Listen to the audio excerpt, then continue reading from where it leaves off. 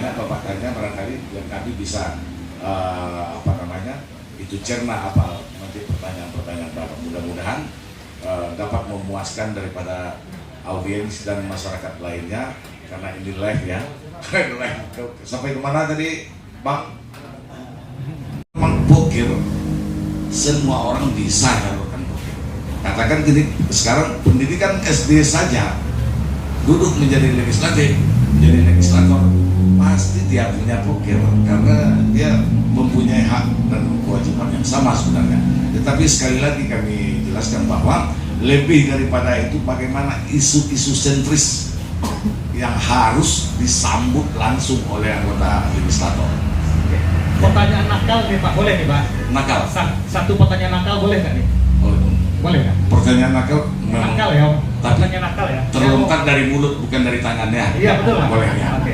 Pertanyaan nakal, wakil rakyat atau jadi wakil partai? Siapa?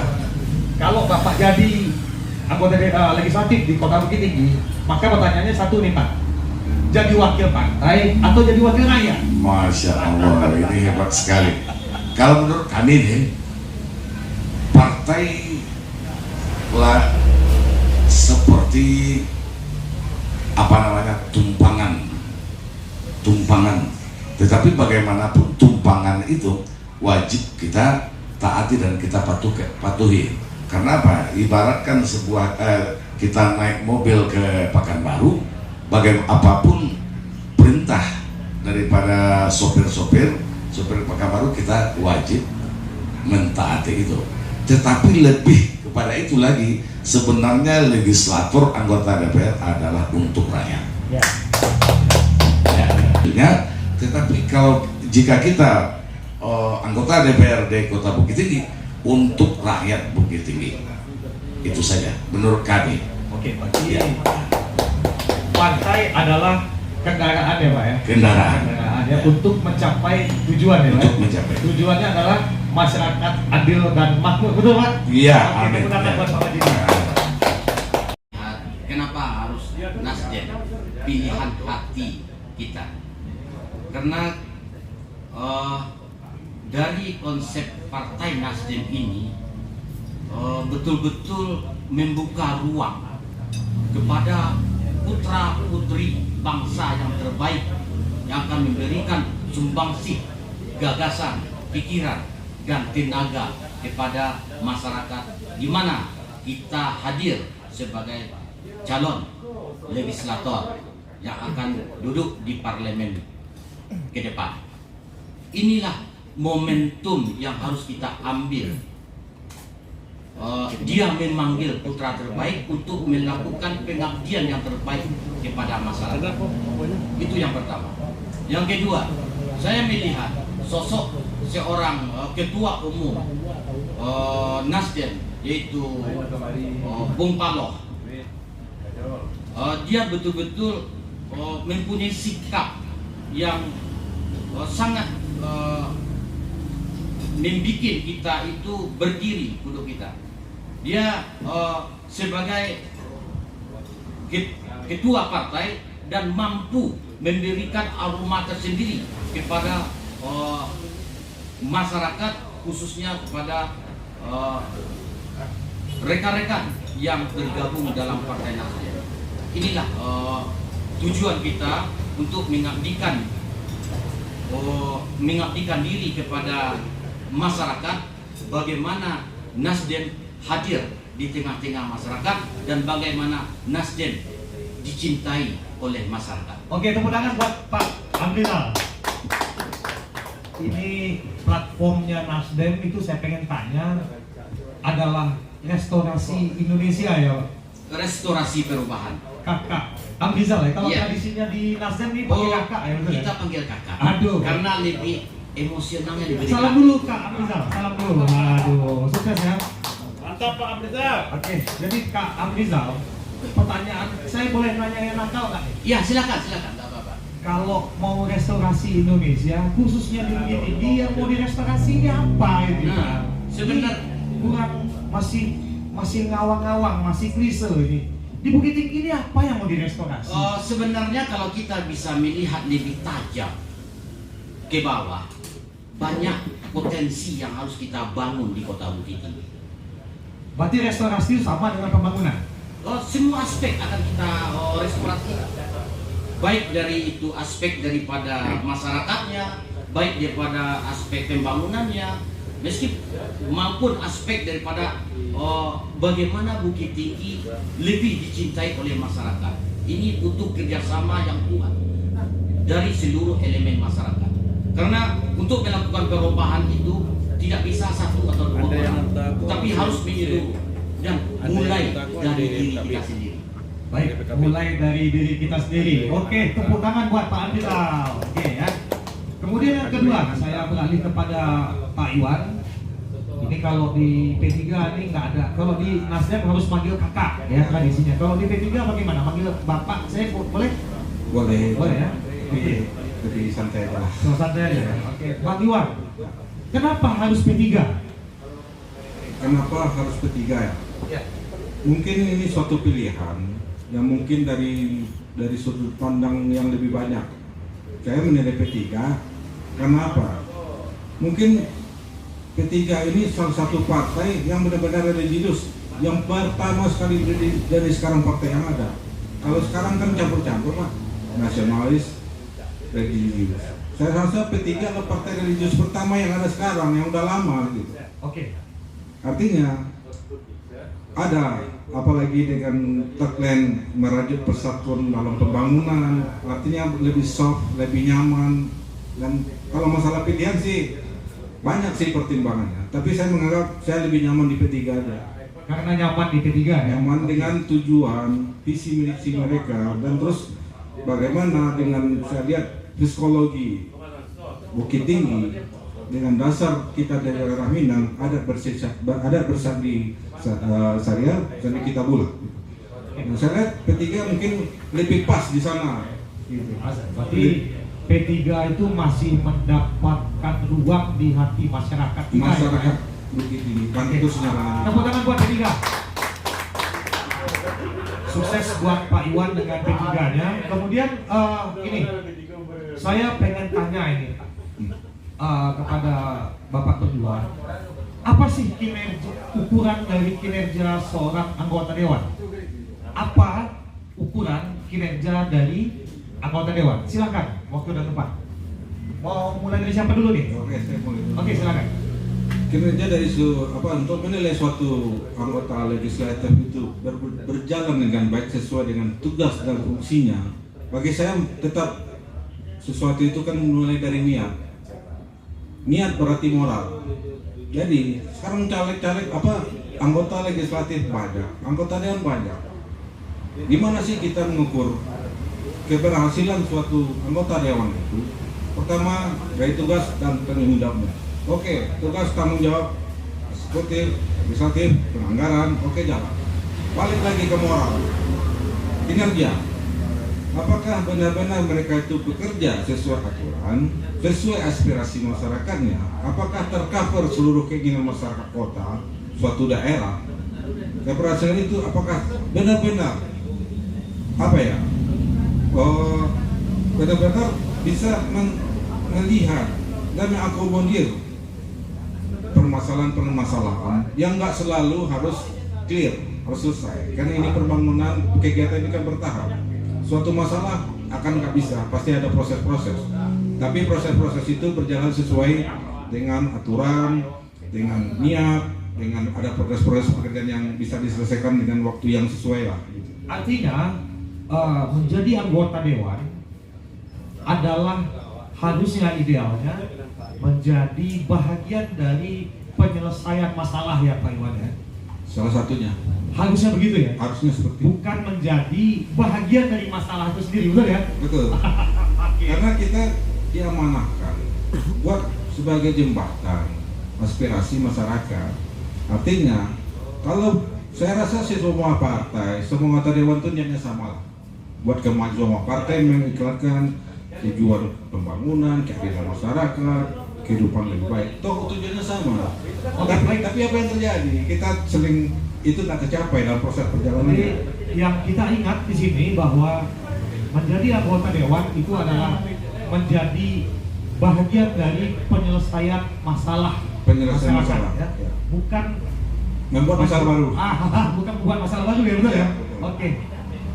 Selanjutnya pertanyaan yang sama kami ajukan kepada Kak Amrizal. Apa sih ukuran keberhasilan menjadi anggota dewan? Silakan waktu tepat. Sebenarnya keberhasilan dan ukuran menjadi anggota dewan itu, kita kembali feedback ke belakang. Masyarakat memilih kita, ada harapan yang tertompang di pundak kita. Ada amanah yang harus kita perjuangkan. Keberhasilan di situ.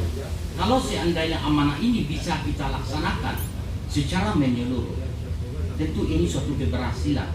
Ada suatu kebahagiaan bagi kita. Karena bagaimanapun masyarakat adalah objek kita yang harus kita perjuangkan hak-haknya.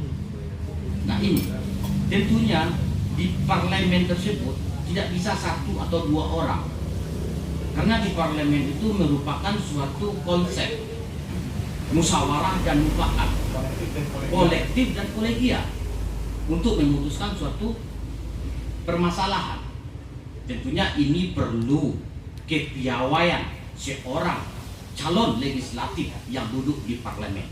Bagaimana komunikasi politik yang harus dilakukannya di lintas partai. Jadi kalau kita sadari betul duduk di parlemen itu bukannya gampang, tetapi berat, karena beban dan risiko yang kita hadapi sangat besar. Disinilah konsep-konsep dasar yang harus kita perjuangkan.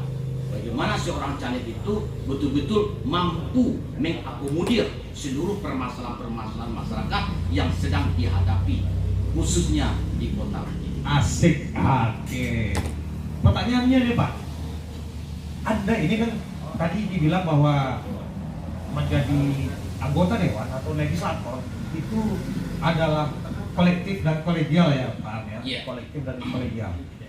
Pertanyaannya nih Pak, berarti kan nggak bisa one man show ya? Nggak bisa kita berdiri sendiri ya? Betul, betul. Nah, bagaimana jika kepentingan masyarakat itu kemudian tidak yang Kak Amrizal perjuangkan itu kemudian tidak bisa diterima sama mayoritas anggota dewan yang lain? Nah. Apakah, pertanyaannya gini, apakah berani gebrak meja nggak nih Pak? Kalau soal untuk Sebentar, belum sampai pertanyaannya. Sebentar, sabar dulu. Sabar dulu, jangan terbawa emosi. betul. Kan? Iya. Kalau kan dibilang nih kolektif kolegial. Betul. Jika kepentingan masyarakat yang kakak bawa ke legislatif itu kemudian tidak menjadi tidak disetujui sama rekan-rekan anggota dewan yang lain, pertanyaannya berani nggak gebrak meja nih Pak? Silakan dijawab. Terima kasih. Disinilah konsep daripada Partai Nasdem. Untuk 2024, kekuatan politik di parlemen, Nasdem harus membawa berbuat yang terbaik untuk masyarakat. Kalau seandainya 5 kursi yang bisa kita ambil di Kota Bukit Tinggi, insya Allah tidak ada permasalahan yang tidak bisa kita selesaikan. Oke. Kalau berarti siap untuk mengusung calon wali kota ya? Otomatis. Boleh. Otomatis. Boleh juga. Kenapa? Karena perlu kita sadari bersama, perlu hadir seorang sosok yang akan membawa suatu perubahan ke arah yang lebih baik. Bukit Tinggi sekarang baik, tetapi dengan hadirnya kita nanti, Bukit Tinggi akan lebih baik. Kenapa? Karena potensi-potensi Bukit Tinggi yang akan mendapatkan pendapatan asli daerah yang begitu maksimal ke depannya nanti, ini bisa kita kembangkan. Karena selama ini kita melihat, ya kan? Selama ini kita melihat PAD Kota Bukit Tinggi yang begitu besar, ya, yang betul-betul diambil daripada pendapatan pajak atau retribusi atau yang macam-macam. Nah ini harus kita tepat sasaran untuk membantu para masyarakat. Dan sekarang sudah baik dan sudah terrealisasi beberapa program kepada masyarakat. Tetapi ke depannya tentu akan lebih baik lagi. Baik, kalau Nasdem 5 kursi, berani nggak Pak Am calon kepala daerah? Nah, Karena Ini visinya bukan lagi bicara anggota dewan, ini udah bicara visi Ya, kota. sementara. Tetapi untuk Saya tanya dulu, jawabannya konkret ya atau tidak, siap nggak jadi calon kepala daerah itu aja? Kalau Nasdem 5 kursi. sebenarnya kalau kita diamanahkan tidak ada yang tidak siap. Oke, siap. Oke, berarti saya beralih kepada Pak Iwan. Ini gimana nih? Kalau Nasdem 5 kursi, P3 bagaimana ini? Berapa targetnya ini? Kalau ini, tadi saya menyimak ya pertanyaan Pak Ivan ke Pak Am ya. Bagaimana menyampaikan aspirasi yang kalau kita sendirian di parlemen, sementara kita cuma 1 kursi. Sementara Pak Am tadi dia belum menjawab, dia malah menyatakan pengen 5 kursi. Berarti kalau kita 1 kursi, berarti kita nggak bisa berjuang loh tanpa dukungan. Bagi saya di parlemen itu tujuannya sama. Kenapa sih kita tidak bisa berdiplomasi yang baik dengan tujuan yang sama? Artinya kepentingan kita kan sama. Artinya kita butuh diplomasi. Kalau memang tujuan kita sama buat pembangunan tinggi, kenapa harus unggul 5, 4, 3 kursi di parlemen itu? Kalau perlu sendirian kita berdua buat menyelesaikan suatu masalah, tapi dengan gagasan yang benar, dengan diplomasi yang benar, dengan komunikasi politik yang benar, bahwa ini loh kebutuhan. Di situ kita fight. Kita lihat, bukan kita tergantung kursi. Kalau kita kursi 4 baru kita ngomong. Baik, kesimpulannya di sini bahwa ruang politik atau DPRD itu adalah ruang politik untuk komunikasi dan diplomasi. Tidak jumlah kursi itu nggak menentukan, betul ya? Oke, tepuk tangan buat Pak Iwan. Andai Bapak kedua bisa memenangkan hati masyarakat dan duduk di parlemen, pokirnya mau bukan pokir, maksudnya Pak Iwan dan Pak Amrizal itu mau duduk di komisi berapa? Silahkan. Kalau saya sih, kalau sepengetahuan saya, duduk kursi itu kan tergantung jumlah suara dan apa yang kita dapat di parlemen ya. Itu artinya kita kan nggak bisa ngambil-ngambil. Kalau saya tahu ya, saya nggak terlalu saya pengetahuan saya. Atau begini, pertanyaan yang dirubah. Kalau seandainya kakak dan bapak bisa duduk di parlemen, itu mau ngapain sih di parlemen? Apa sih yang mau dikerjakan di parlemen? Apa sih program-programnya? Silakan sampaikan biar netizen kita bisa tahu ya, biar bisa tahu apa sih yang akan dikerjakan kalau berhasil duduk di legislatif. Silakan. Pertama, apa yang kita kerjakan? Tentu apa yang kita kerjakan itu kan sesuai dengan apa yang kita ucapkan. Artinya kita bekerja itu, kita masuk ke legislatif itu karena kita melihat ada apa sih masalah di lapangan sebenarnya, apa sih masalah yang ada di masyarakat. Berarti ini kita punya skala prioritas dalam menyelesaikan masalah yang ada di masyarakat, dan itu akan berkembang. Nah, itu apa yang saya kerjakan, itu apa yang saya lihat, yang saya anggap penting buat dijalankan atau diprioritaskan dulu. Misal pendidikan, masalah pengangguran, masalah peningkatan ekonomi masyarakat. Itu ada pilah-pilah dari setiap bidang-bidang itu yang mana sih yang perlu kita prioritaskan dulu. Karena ini kan masalah tidak semuanya bisa kita jalankan. Ini ada pertahanan.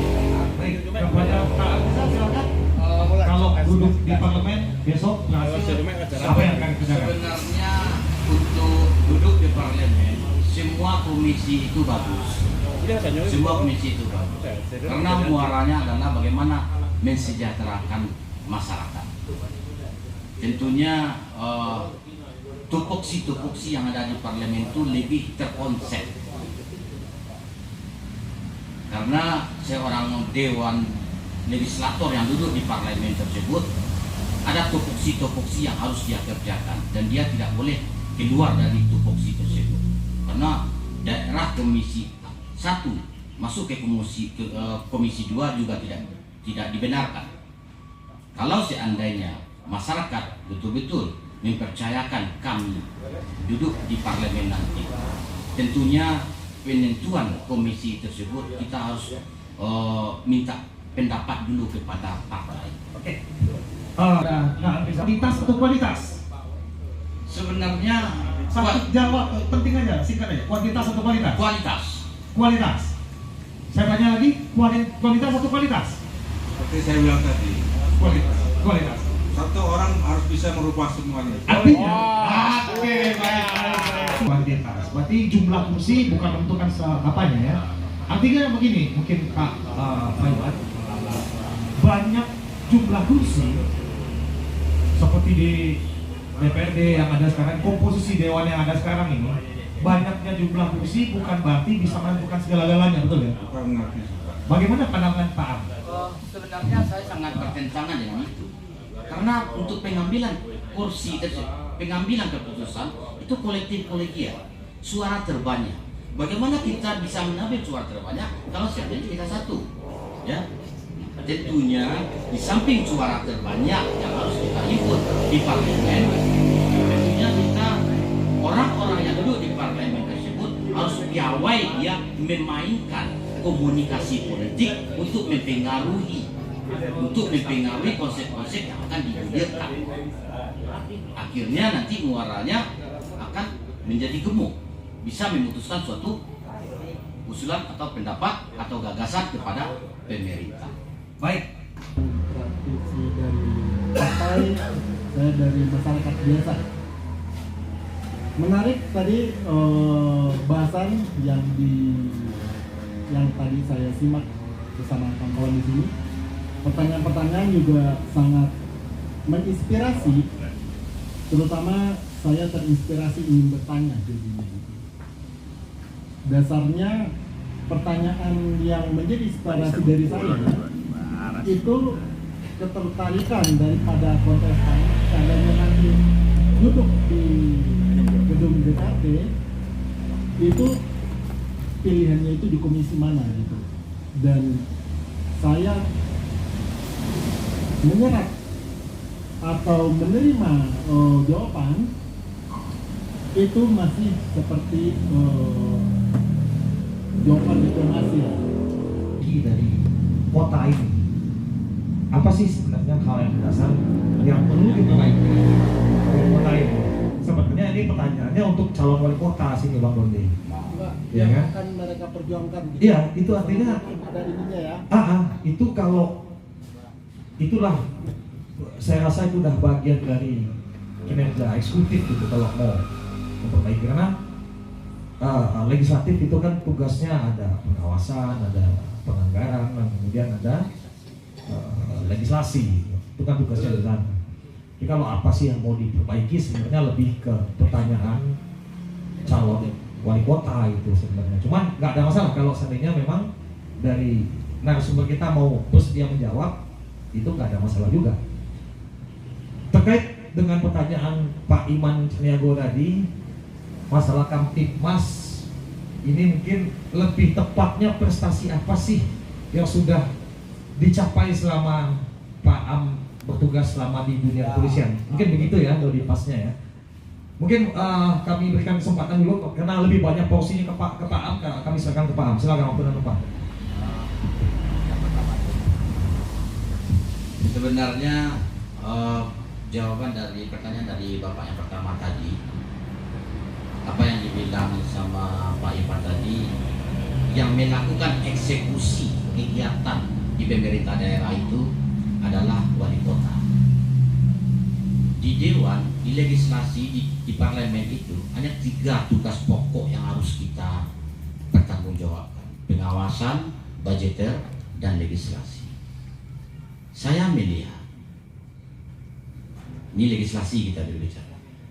Saya melihat dari tugas 3 tugas pokok di parlemen tersebut, sekarang di fungsi pengawasan yang agak lemah. Fungsi pengawasan, karena ini seluruh anggaran yang di budgeter yang kita gulirkan dan produk-produk regulasi peraturan daerah itu semuanya sudah ada. Hanya saja bagaimana pengawasan terhadap pelaksanaannya lagi. Nah, ini tugas kita. Inilah momentumnya ke depan. Kita hadir di situ untuk lebih menguatkan aspek aspek daripada pengawasan tersebut. Karena apa-apa regulasi yang dibuat, nah, jadi perlu aspek pengawasan yang harus kita buatkan. Karena kita melihat saat sekarang aspek pengawasan itu yang agak lemah. Jalan-jalan tapi belum maksimal. Karena masyarakat menginginkan itu. Progresnya bagaimana? Ya. Jadi kita ke depan dengan kita dipercayakan oleh masyarakat untuk duduk di legislasi tersebut, kita tentunya akan sering turun. Jadi dalam aspek penampungan aspirasi bukan hanya dengan waktu yang telah ditentukan, tetapi secara tidak langsung, terus menerus kita harus menjemput aspirasi masyarakat itu. Jangan kita tunggu, tapi kita kejar apa permasalahan yang terjadi di tingkat bawah tersebut. Baik, kesimpulannya ada hal mendasar yang perlu diperbaiki, itu adalah Aspek pengawasan. Pengawasan terhadap mungkin penggunaan anggaran atau pengawasan terhadap kebijakan pemerintah kota, mungkin bisa jadi itu sangat luas sekali. Oke, itu mungkin jawabannya. Kita lemparkan lagi kepada Bang Iwan untuk apa yang mesti kita lakukan ya bagi saya tetap bagaimana mensinkronkan antara pemerintahan kota dengan legislatif atau DPRD. Nah, mungkin apa yang terjadi sekarang itu, apa yang dilakukan oleh kepala daerah dengan segala visi-visinya, kadang-kadang dengan visi anggota legislatif itu, kadang-kadang mereka sinkron, tapi kadang pelaksananya kayaknya bertolak belakang atau ada ketimpangan gitu. Nah, bagi saya tetap kalau tujuan sama, kenapa sih harus ada perbedaan? Bagi kita yang legislatif, bagaimana kita menyesuaikan dengan visi-visi pemerintahan kota dengan kita yang legislatif yang menampung aspirasi masyarakat. Bagaimana ini bisa jalan? Program-program kerja yang tujuannya tetap sama kok, demi kebaikan. Kenapa sih harus ada jegal gitu loh? Artinya bagi saya tetap pembangunan itu kalau kita bawakan ke dalam demokrasi berpolitik itu tetap komunikasi. Makanya visi-visi kita sebagai anggota dewan dengan segala amanah, dengan segala aspirasi yang kita bawa itu sinkron dengan pemerintah kota, dengan wali kota, misalnya kepala daerah yang punya visi misi juga. Bagaimana kita ini bergandengan satu bergandengan dengan satu tujuan yang sama.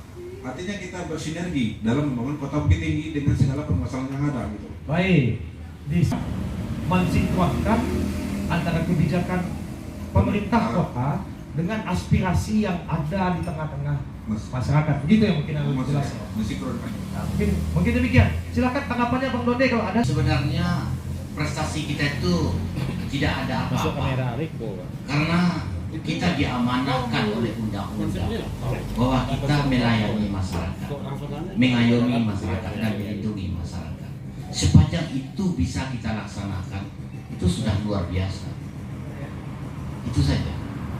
Jadi hal-hal yang sifatnya yang wawah tidak ada. Kita biasa-biasa saja. Yang penting bagaimana masyarakat itu bisa terayomi, bisa terlayani. Setiap permasalahan yang timbul di tengah-tengah masyarakat kita bisa selesaikan. Saya potong dulu. Nomor 5 dengan nomor urut nomor 5 juga ya. Bahwa Nasdem sudah satu langkah lebih maju dari partai-partai lainnya. Bahwa di Nasdem sudah keluar nomor urutnya Pak Amin. Selamat buat Pak Am yang sudah dinobatkan menjadi calon legislator dari Nasdem. Dapilnya di Dapil 3 Guguk Panjang. Oke.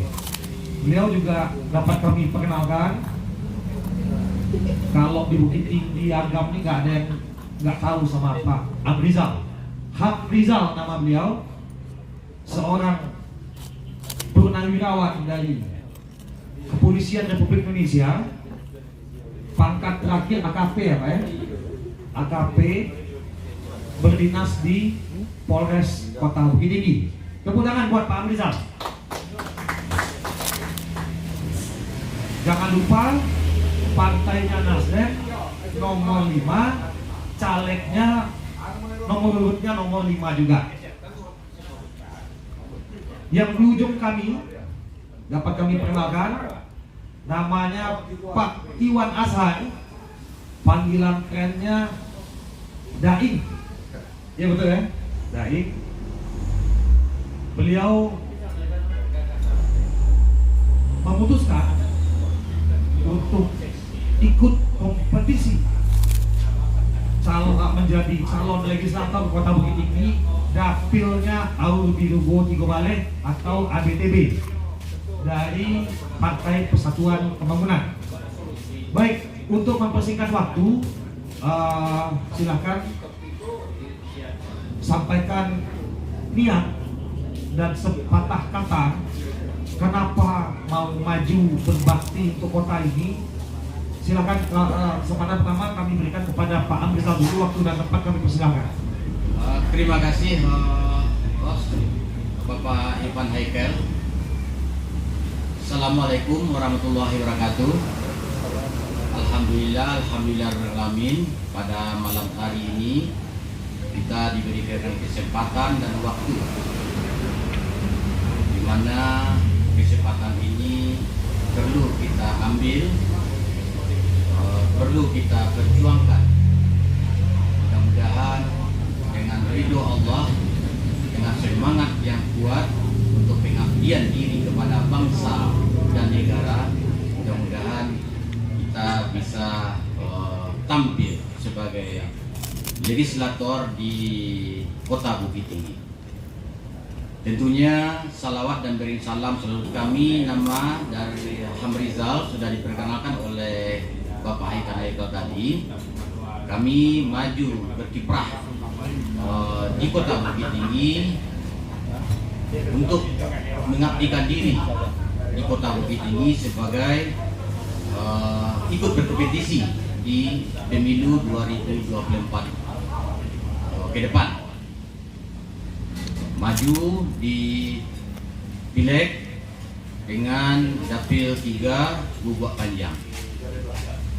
Kenapa kita maju di sini?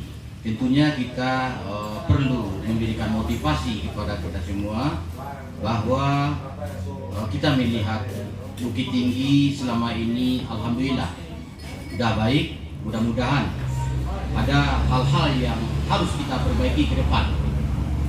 Insya Allah dengan dukungan bersama, dengan kekuatan bersama-sama, dengan hadirnya kita di Parlemen 2024 besok, Bukit Tinggi akan menjadi lebih hebat lagi.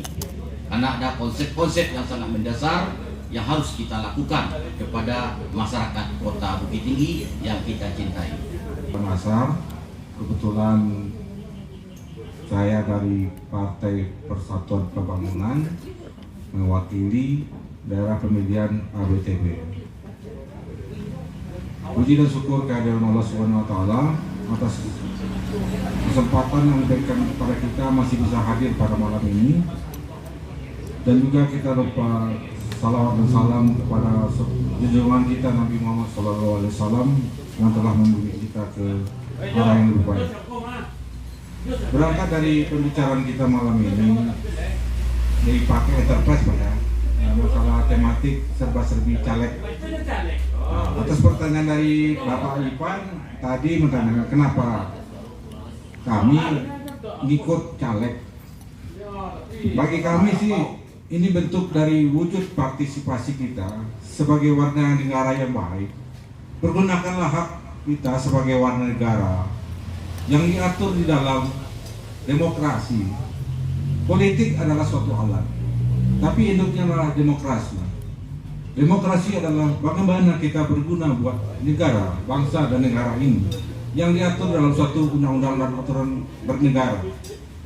Jadi bagi saya, bagi kami, terjun ke dunia politik adalah wujud dari presentasi saya sebagai warga negara. Bagaimana saya bisa sedikit memberikan sumbangsi kepada negara ini, terutama ke daerah Bukit Tinggi.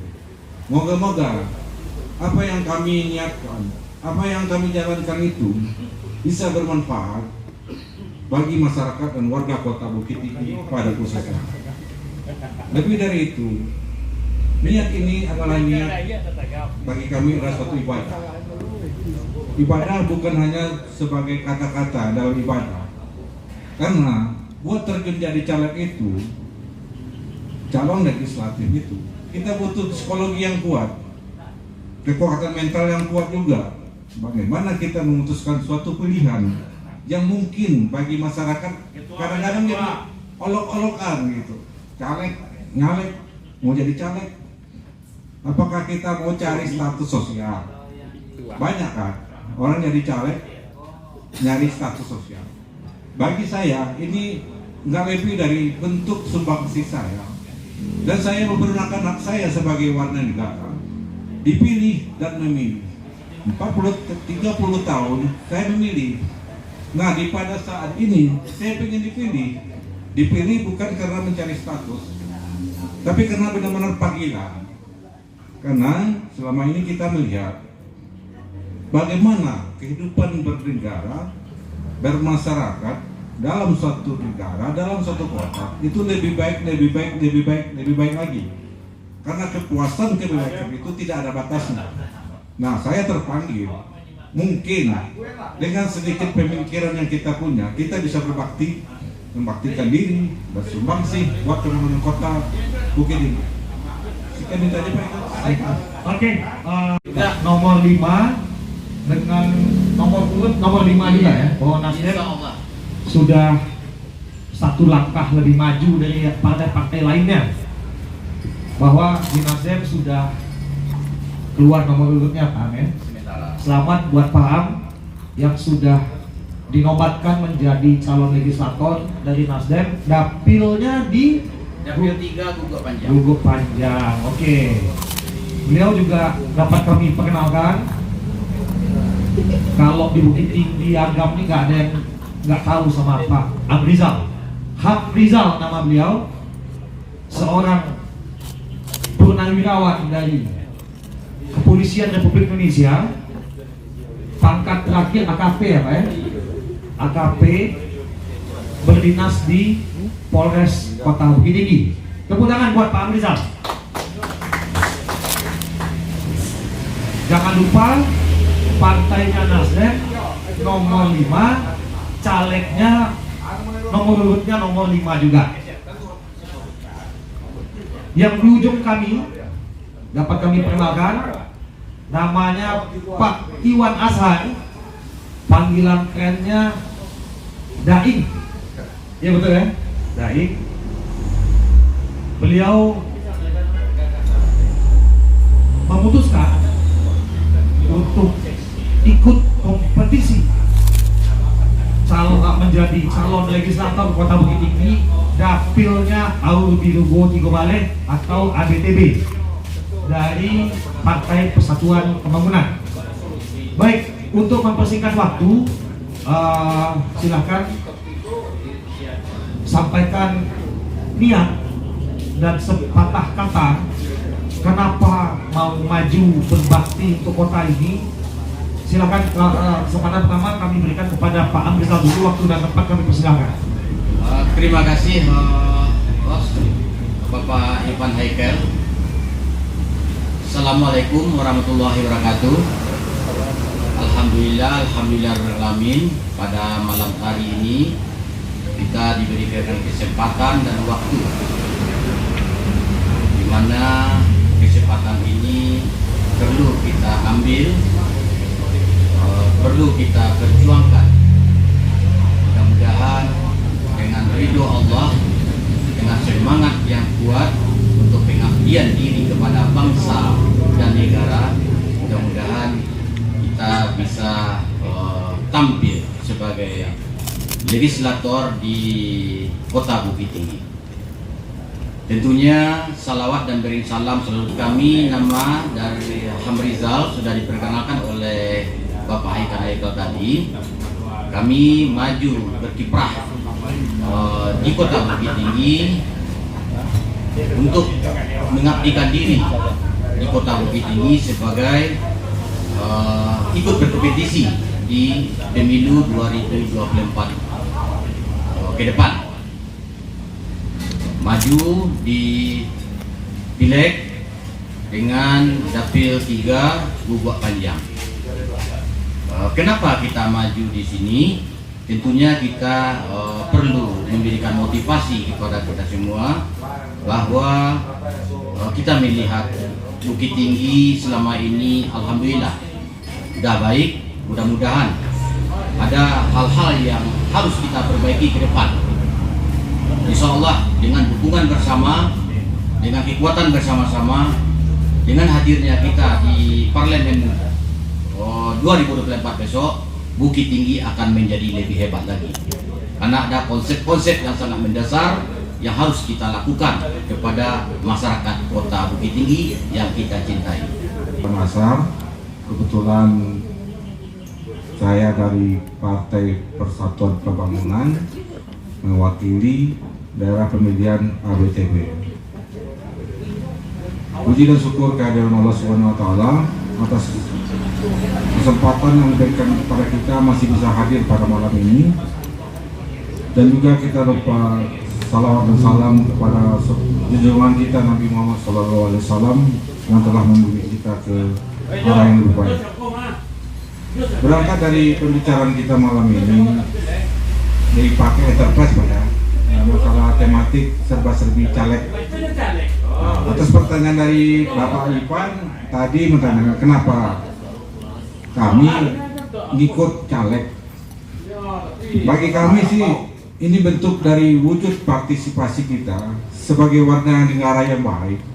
Pergunakanlah hak kita sebagai warga negara yang diatur di dalam demokrasi. Politik adalah suatu alat, tapi induknya adalah demokrasi. Demokrasi adalah bagaimana kita berguna buat negara, bangsa dan negara ini yang diatur dalam suatu undang-undang dan aturan bernegara. Jadi bagi saya, bagi kami, terjun ke dunia politik adalah wujud dari presentasi saya sebagai warga negara. Bagaimana saya bisa sedikit memberikan sumbangsih kepada negara ini, terutama ke daerah Bukit Tinggi. Moga-moga apa yang kami niatkan, apa yang kami jalankan itu bisa bermanfaat bagi masyarakat dan warga kota Bukit Tinggi pada khususnya. Lebih dari itu, niat ini adalah niat bagi kami adalah suatu ibadah. Ibadah bukan hanya sebagai kata-kata dalam ibadah. Karena buat terjun jadi caleg itu, calon legislatif itu, kita butuh psikologi yang kuat, kekuatan mental yang kuat juga. Bagaimana kita memutuskan suatu pilihan yang mungkin bagi masyarakat kadang-kadang jadi olok-olokan gitu. Caleg, nyalek, mau jadi caleg. Apakah kita mau cari status sosial? Banyak kan orang jadi caleg nyari status sosial. Bagi saya ini nggak lebih dari bentuk sumbangsih saya, dan saya menggunakan hak saya sebagai warga negara dipilih dan memilih. 30 tahun saya memilih. Nah, di pada saat ini saya ingin dipilih bukan karena mencari status, tapi karena benar-benar panggilan. Karena selama ini kita melihat bagaimana kehidupan bernegara, bermasyarakat dalam suatu negara, dalam suatu kota itu lebih baik lagi. Karena kepuasan kebaikan itu tidak ada batasnya. Nah, saya terpanggil, mungkin dengan sedikit pemikiran yang kita punya, kita bisa berbakti, membaktikan diri, bersumbangsi buat teman-teman kota Bukit Tinggi. Sekian minta aja Pak. Oke,